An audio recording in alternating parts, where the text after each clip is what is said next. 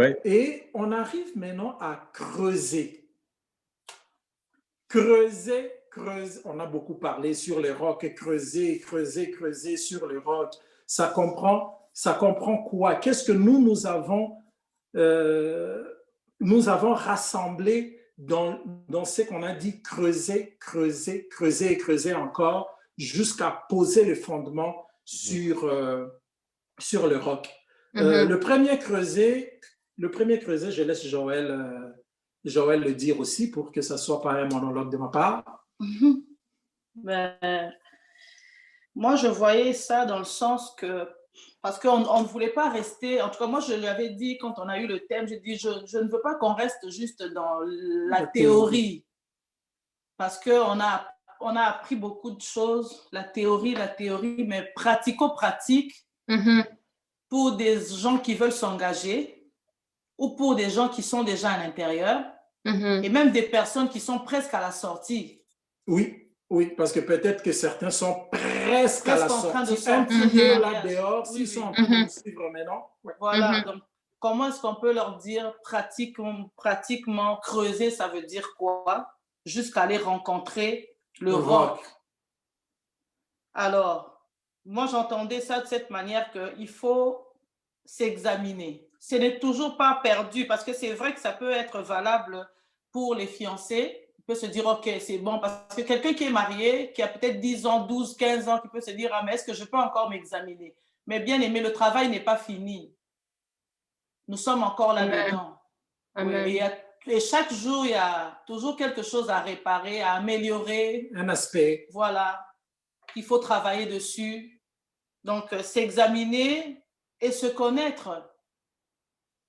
Et se connaître, je pense que c'est important même après plusieurs années de mariage. Vous savez, il y a des personnes qui ont su comment ils étaient, parce que je suivais une émission à une époque là en France. Il y a des caméras qui venaient, ils te filmaient comment est-ce que vous passiez votre quotidien à la maison. Bon, maintenant, on filmait beaucoup plus la personne qui était comme le problème dans la maison. Ça pouvait être la maman ou le papa. Elle est colérique, elle est contrôlante, elle lâche pas prise, elle est tout le temps derrière les gens, elle veut savoir qui fait quoi. Donc, les gens ne respirent pas dans la maison. Elle est trop présente. Donc, bon, alors maintenant, pour lui faire comprendre un peu comment elle est, peut-être qu'elle ne sait pas, il y a une caméra qui va venir. La famille contacte une émission là. Et ces gens-là s'organisent, ils viennent avec la caméra. On vous filme peut-être comme ça pendant 2 semaines. Et puis, ils font le montage. Ils vous donnent 30 minutes de la vidéo pour que vous puissiez un peu réaliser comment vous êtes et votre façon d'être, comment est-ce que l'impact de votre façon d'être sur la vie de la famille, dans la famille. Voilà, sur la vie de vos proches. En fait, c'est que je veux compléter là. Donc, c'est un processus, là, dans cette émission-là, c'est un processus qui permettait à ces gens-là de se voir de l'extérieur, de voir ce qu'ils sont, ce que les autres voient exactement ils sont. Parce que lorsqu'ils sont dans l'action, ils ne comprennent pas trop. Mais lorsqu'ils regardent, ils vont regarder une vidéo, ils sont comme retirés de la scène. À ce moment-là, ils vont voir la réalité de ce qu'ils sont.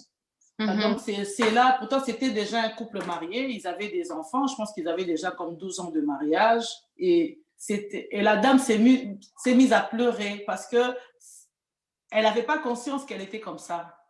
Parfois, on ne se connaît pas très bien, on n'a pas conscience qu'on est comme ça, on n'a pas conscience qu'on est trop contrôlant, on n'a pas conscience qu'on ne veut pas lâcher prise, on veut être dans la vie, on est envahissant, parfois on n'a pas conscience qu'on devient envahissant dans la vie des gens, de nos proches. On ne comprend pas l'impact néfaste que ça a sur leur vie. Et voilà, donc je me disais, creuser, je peux tout citer? Non. Oui, tu peux. S'examiner, se connaître, travailler sur soi-même, ça aussi, on ne peut pas arrêter de le faire. Il y a des choses qui tombent facilement et puis il y en a d'autres, on peut se le dire en se regardant dans les yeux que ça fait 17 ans qu'on est mariés. D'ailleurs, je faisais une blague une fois parce que le 19 décembre, on a fêté notre 17e année de mariage. Alors, je faisais rire. Merci. Alors, je faisais rire, je disais, oui, l'amour rend aveugle. Mais nous, depuis 17 ans, on a eu des lunettes et je peux pas vous dire tout ce qu'on voit depuis. Donc, donc, forcément, après 17 ans, il y a des choses qui se sont beaucoup améliorées, c'est vrai, parce qu'on travaille sur soi, on travaille sur soi, et il y a d'autres choses aussi, on a vraiment de la peine encore. On a de la peine encore, ouais. Mais continue à travailler sur soi, apprendre et comprendre le mariage et tout ça. Voilà, donc creuser, creuser, creuser, creuser jusqu'à rencontrer le roc. Amen. Okay. Amen. Alors, dans l'apprentissage, comme Joël a dit, s'examiner, c'est connaître, c'est vraiment très important. Lorsque tu t'examines toi-même, tu entends, tu te laisses influencer par ce que les autres disent de toi. Parce que ça ne peut pas être un hasard que 99 personnes disent de toi la même chose et tu es la seule qui ne comprend pas que c'est toi-même qui ne vois pas comme les 99 autres. Donc, si... On a une question. Oui. Espérance. Oui, oui. En fait, ce n'est pas une question. Je voulais juste ajouter, compléter justement l'idée d'Aimé Joël. Hein. Oui. Par rapport à la communication dans le couple, généralement, quand je cause avec les jeunes couples, je leur dis que la communication est très importante parce que souvent, les personnes ont cette tendance à mal comprendre ce que l'autre veut dire. Et quand les personnes discutent entre elles, échangent, communiquent, ça aide beaucoup à mieux construire sur le roc. Je donne un exemple. Hein. Ouais. Il y avait un jeune couple, donc la femme, elle, chaque fois quand elle revenait du travail, elle préparait, elle rangeait et tout, et le monsieur était toujours assis, il n'aidait pas. Alors, elle, elle se dit, mais c'est toujours moi qui travaille, et lui, il ne fait rien, et ça me dépasse, je ne sais pas si je vais continuer dans ce mariage. Puis un jour, elle vient, on en discute, et puis je lui dis, mais est-ce que tu lui as déjà demandé s'il pouvait t'aider? Parce que peut-être il ne réalise pas. Elle dit, oh non, je n'y ai jamais pensé. Alors, je lui dis, bon, quand tu rentres à la maison, demain, tu lui demandes de t'aider. Alors, elle a servi la table, et puis le monsieur était assis, et puis elle lui dit, chérie, est-ce que tu peux m'aider à débarrasser parce que je me sens fatiguée? Le monsieur dit, ah oui, bien sûr, je vais t'aider. Et en fait, il avait envie d'aider, mais comme elle ne s'était jamais exprimée, le monsieur trouvait que c'était tout à fait normal pour lui de s'asseoir, il tenait compagnie. Donc, en fait, c'est pour dire que la communication est aussi très importante pour pouvoir construire sur ce roc-là. Voilà, c'était juste ça que je voulais ajouter. Merci. Exact. Merci. Exact. Tu as vraiment, Espérance, merci. Tu as vraiment mis le point, si je peux dire, le doigt sur le problème. Et par rapport à cela, je vais te dire, je ne fais la publicité de rien là, mais je voulais quand même montrer Espérance ceci. Les hommes viennent de Mars. Oui, et les femmes viennent de Vénus. J'ai lu le livre. Exact. Donc, ça, c'est le premier point, qu'on soit chrétien ou pas, dans la connaissance de soi-même, dans l'examen de soi-même, les connaissances qu'il y a, par exemple, dans un livre comme ça, c'est les connaissances générales, juste parce que nous sommes différents, hommes et femmes. En termes de comportement, je donne un exemple, en médecine, on sait dans la société, lorsqu'on fait des études, on sait que les femmes consultent plus que les hommes. Les hommes, habituellement, lorsqu'ils vont à l'hôpital, c'est souvent toujours très avancé. Tard, parce que nos hormones nous font considérer comme si nous sommes moins vulnérables. Mais la femme, c'est elle qui donne la vie. Elle doit aller 9 mois. Pendant les 9 mois, elle sera vue par le médecin. Si ça ne pose pas de problème, au moins 4 fois. Si ça pose des problèmes, ça va être presque deux fois presque chaque semaine. Si ça pose des problèmes les derniers mois. La femme, c'est celle-là qui va rester avec l'enfant très facilement. Elle va dire, ah, mais l'enfant fait la fièvre ou n'est peut-être pas bien. Donc, très rapidement, elle demande de l'aide. Mais les hommes, souvent, on demande de l'aide très rarement. Ça, je parle de la santé. Je parle de la santé. Mais des fois, ce n'est même pas pour la santé, pour autre chose.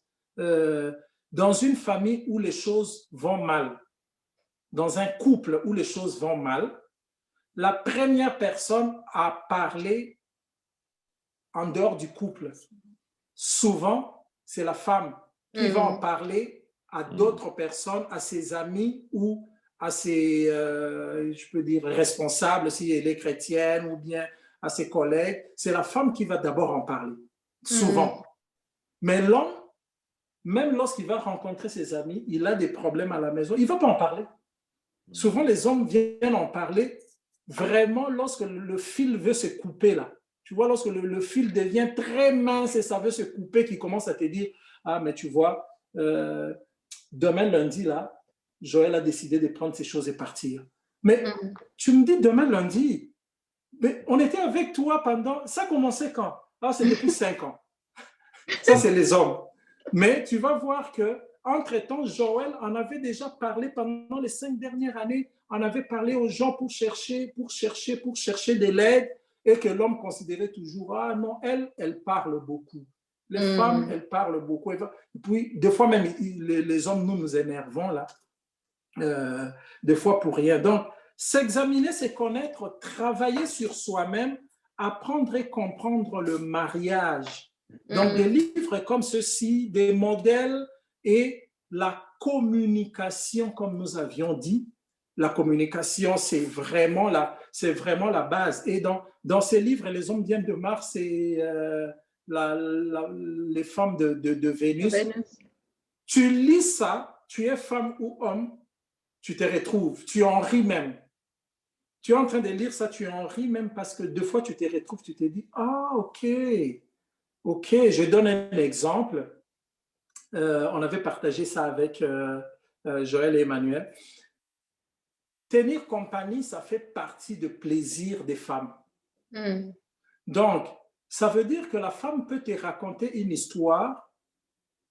Juste, en fait, l'objectif non dit, c'est tenir compagnie et expliquer. Pour elle, dans son subconscient, c'est ça qui signifie aimer.